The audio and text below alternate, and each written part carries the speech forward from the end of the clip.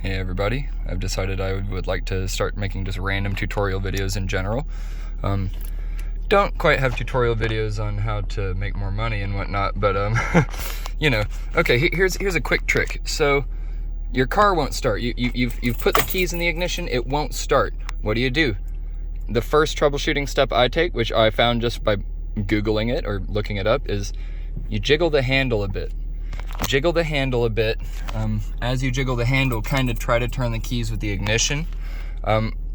If that doesn't work, you don't want to force the keys through the ignition. I mean, it might, I'm sure some people could break it, but yeah, a quick little fix. I can't show it right now because it's not currently stuck, but just a tutorial I was thinking of sharing, just passing down the knowledge. If you cannot start a vehicle, and you turn the key and it won't turn, just kind of jiggle the handle a bit. Maybe even press down on the brake pedal.